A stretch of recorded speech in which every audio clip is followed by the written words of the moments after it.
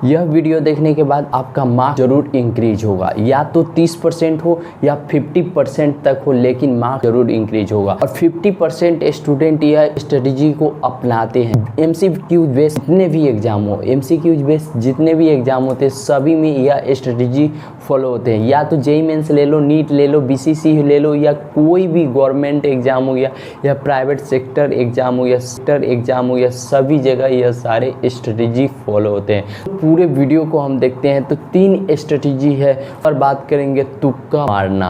तुक्का मारना यहाँ पे बात आता है, तुक्का कहाँ पे मारना चाहिए यार? सभी एग्जाम में तुक्का मारना चाहिए या नहीं मारना चाहिए, तो वीडियो में हम आगे समझा रहे हैं। Second stage question attempt. हाँ, 3 स्टेज में क्वेश्चन को अटैम्प्ट करना चाहिए। करते हैं हम एग्जाम हॉल यानी कि एग्ज़ाम में कैसा हॉल का इन्वायरमेंट होता है उसके अनुसार भी क्वेश्चन को सॉल्व करना चाहिए। हाँ, सुनने में नया लग रहा होगा, लेकिन यह सारे स्ट्रेटजी को फॉलो करेंगे तो आपका मार्क्स 40% तक इंक्रीज हो सकते हैं। तो चलिए वीडियो में समझते हैं। सबसे पहले तुक्का मारना चाहिए या नहीं मारना चाहिए।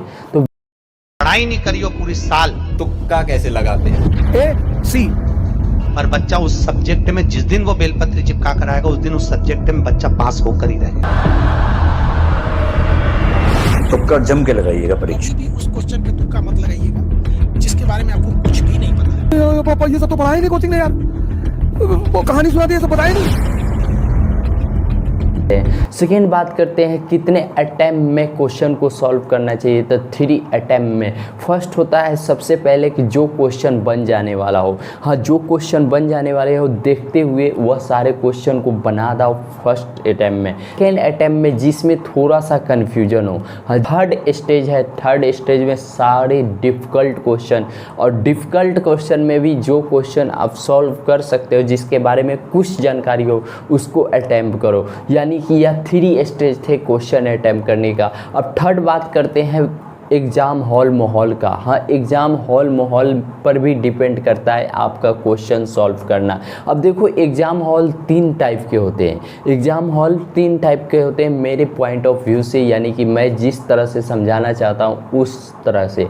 देखो, एग्ज़ाम हॉल क्या होता है? सबसे पहले जहाँ हार्ड गार्डिंग हो, जहाँ पे थोड़ा भी अगल बगल नहीं कर सकते हो, जहाँ पे थोड़ा भी कुछ नहीं पूछ सकते हो किसी से, वहाँ पे क्या करना है? वहाँ पे खुद के माइंड का यूज करना है। वहाँ पे तो कोई टेंशन ही नहीं रहता है। और सेकेंड एग्ज़ाम हॉल होता है जहाँ पे कुछ पूछ सकते हो। हाँ, कुछ थोड़ा बहुत इधर उधर कर सकते हो, तो वहाँ पे आपका पॉइंट ऑफ व्यू दूसरी साइड चलता है। हाँ, अपने से ज़्यादा बगल वाले पे ज़्यादा विश्वास होता है। तो भाई 50% ऐसे स्टूडेंट होते हैं फॉर्म फिलअप कर देते हैं या ऐसे ही ट्राई करने के लिए फॉर्म फिलअप कर देते हैं। तो वहाँ पॉइंट ऑफ व्यू आपको क्या करना है, यानी कि आपकी सोच के अनुसार क्या करना है। तो आपका सोच यह होना चाहिए खुद पे ज़्यादा विश्वास करो। और सेकेंड वाले से क्वेश्चन पूछने से पहले आप जो क्वेश्चन सॉल्व किए हो, जिसका सही आंसर पता है, वह क्वेश्चन पूछकर उसका आईक्यू लेवल देख लो। क्या आपसे भी लो लेवल का आईक्यू लेवल है?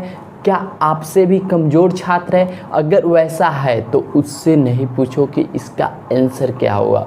उस जगह अपने से क्वेश्चन सॉल्व करो, अपने से क्वेश्चन सॉल्व करो। अब थर्ड होता है एग्ज़ाम हॉल। हाँ, थर्ड एग्ज़ाम हॉल माहौल जो होता है वो होता है पूरी तरह से फ्री फंड। जैसे बीसीसी का एग्ज़ाम होता है। हाँ, बीसीसी का एग्ज़ाम होता है, वहाँ पे बहुत 99% फ्री गार्डियन होता है। यानी कि टीचर रहते हैं लेकिन ज़्यादा कुछ नहीं बोलते हैं। हाँ, ज़्यादा कुछ नहीं बोलते हैं। आपस में आप बातचीत करके भी क्वेश्चन सॉल्व कर सकते हैं। हाँ, आपस में बातचीत करके भी क्वेश्चन सॉल्व कर देते हैं। वहाँ पे करना क्या है, आपके पास बहुत सारे ऑप्शन है, बहुत सारे स्टूडेंट भी रहते हैं। तो आईक्यू लेवल देखें, जिनका आईक्यू लेवल ज़्यादा है उन व्यक्ति पे विश्वास करके आप क्वेश्चन को सॉल्व कर सकते हैं। हाँ, उन क्वेश्चन सॉल्व करते हैं तो आपका भी मार्क्स इंक्रीज हो जाता है। अब हम बात करते हैं तुक्का की बात, हाँ तुक्का की बात। लास्ट स्टेप में हम सॉल्व करते हैं तुक्का। अब तुक्का ऐसे वैसे मारोगे तो नहीं नंबर आएगा। हाँ, तुक्का हर जगह नहीं लगाते हैं। सबसे पहले बात करें तुक्का दो टाइप का होता है। हाँ, तुक्का मारते दो टाइप के हैं। एक निगेटिव क्वेश्चन में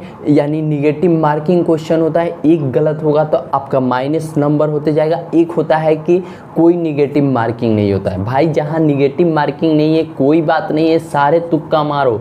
हाँ, सारे तुक्का मारो जितना क्वेश्चन आपसे सॉल्व नहीं हुआ। और जहाँ निगेटिव मार्किंग है वहाँ सारे क्वेश्चन सॉल्व करने की आवश्यकता नहीं है। हाँ, सारे क्वेश्चन पे तुक्का ट्राई करने की आवश्यकता नहीं है। कुछ ऐसे क्वेश्चन हैं जहाँ पे तुक्का मारने की आवश्यकता है, तो उसी क्वेश्चन पे सॉल्व करेंगे। सबसे पहले बात करते हैं टाइप ऑफ क्वेश्चन, यानी कि क्वेश्चन कितने टाइप को आपको देखने को मिलेगा जहाँ पे तुक्का अप्लाई होता है। तो फर्स्ट क्वेश्चन का टाइप देखिए, हाँ आपका बन जाने वाला क्वेश्चन। फर्स्ट टाइप है बन जाने वाला क्वेश्चन, सेकेंड टाइप है कन्फ्यूजन क्वेश्चन और थर्ड टाइप है नहीं बनने वाला क्वेश्चन।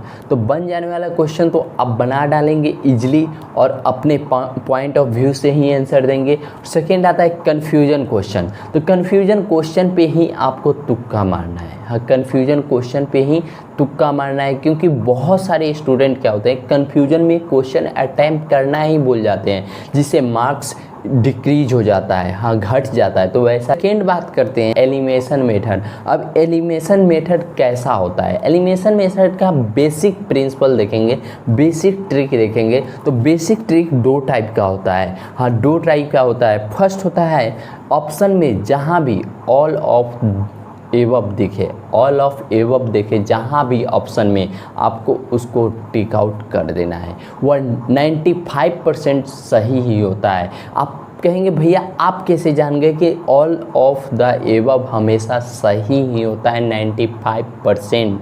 तो भाई मैंने सिंपल पेपर हो गया, बहुत सारे क्वेश्चन पेपर को सॉल्व किया, नीट, जेईई मेंस, बीसीसी या एनडीए और साथ में एसएससी। तो सभी में देखा क्या कि हुआ क्या कि सभी जगह ऑल ऑफ द एबव सही ही होता है 95%।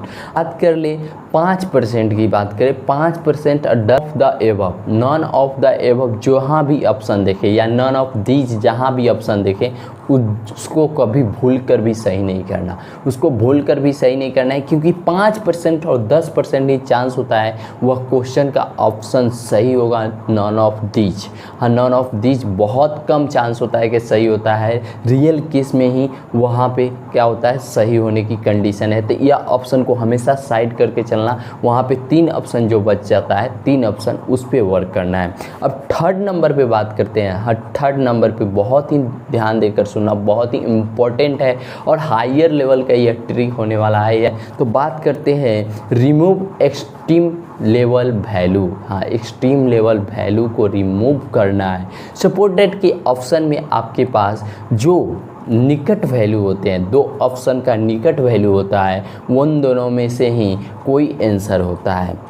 हाँ, जैसे में एग्जांपल के तौर पर ऑप्शन समझेंगे। फर्स्ट ऑप्शन हो गया 5, फर्स्ट ऑप्शन हो गया ए, ऑप्शन हो गया 5। अब सेकेंड ऑप्शन हो गया 10 और थर्ड ऑप्शन हो गया 11 और फोर्थ ऑप्शन हो गया 120। फोर्थ ऑप्शन हो गया 120। तो यहाँ पे आंसर क्या होगा? तो बी सी देखो दोनों करीब है। हाँ, बी सी क्या है, दोनों आपस में करीब है, तो इन्हीं में से कोई एक आंसर सही होगा। तो यहाँ पे आपका यहाँ पे देख लेना कौन सा ऑप्शन सही है और जो ज़्यादातर चांस लगे उसी को सही करना। अब नंबर पे 4 नंबर पे आता है सिमिलर आंसर ट्रिक। हाँ, सिमिलर आंसर ट्रिक, बहुत सारे क्वेश्चन होते हैं उसमें सिमिलर आंसर दिया जाता है। सपोर्टेड वर्ड के व्यू से हो या क्वेश्चन के पॉइंट ऑफ व्यू से हो, लेकिन सिमिलर आंसर दिया जाता है। सपोर्टेड आप क्वेश्चन देखें, ऑप्शन में हो साइन थीटा और बी ऑप्शन हो माइनस साइन थीटा और सी ऑप्शन हो कॉस थीटा और डी ऑप्शन हो टेन थीटा। तो आंसर 2 ही में से कोई हो सकता है, या तो साइन थीटा हो सकता है या माइनस साइन थीटा हो सकता है। तो यहाँ पे तुक्का आप यह दोनों पे अप्लाई कर सकते हो। 5 नंबर पे बात करते हैं। 5 नंबर पे वह बहुत ही इम्पोर्टेंट है ऑप्शन स्ट्रेटजी। हाँ, ऑप्शन यानी कि 90% जो टीचर क्वेश्चन बनाते हैं या हम भी बनाते हैं या कोई स्टूडेंट बनाता है या कोई टीचर बनाता है, ये वह कहीं से क्यों ना आए, हाँ कहीं से क्यों ना आए, तो उनका स्ट्रेटजी सिंपल होता है। हाँ सिंपल होता है सबका स्ट्रेटजी क्वेश्चन सेट करने का। आप भी बनाएंगे तो सिंपल होगा। अब कौन सा स्ट्रेटजी होगा, तो ज़्यादातर आंसर BC डालेंगे। हाँ ज़्यादातर आंसर BC डालेंगे, क्योंकि ए ऑप्शन इसलिए नहीं देंगे कि तुरंत आंसर आ जाएगा, फर्स्ट ही आंसर सही नहीं लगता।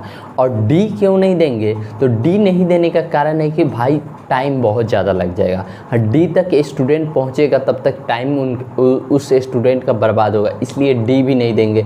आगे बात करते हैं ब्रेन सिग्नल टेक्निक। हाँ ब्रेन सिग्नल टेक्निक जो हमारे 6 नंबर पे होने वाला है। ब्रेन सिग्नल टेक्निक होता है क्या है, देखो कि आप क्वेश्चन सॉल्व करने जाते हो ना, तो कभी उस क्वेश्चन को आप क्लासरूम में देखे रहते हैं या क्वेश्चन पेपर में देखे रहते हैं, तो बार बार आपका ब्रेन सिग्नल देता है कि यह आंसर होगा, यह आंसर होगा, लेकिन आप वर्क नहीं करते हो उस पर।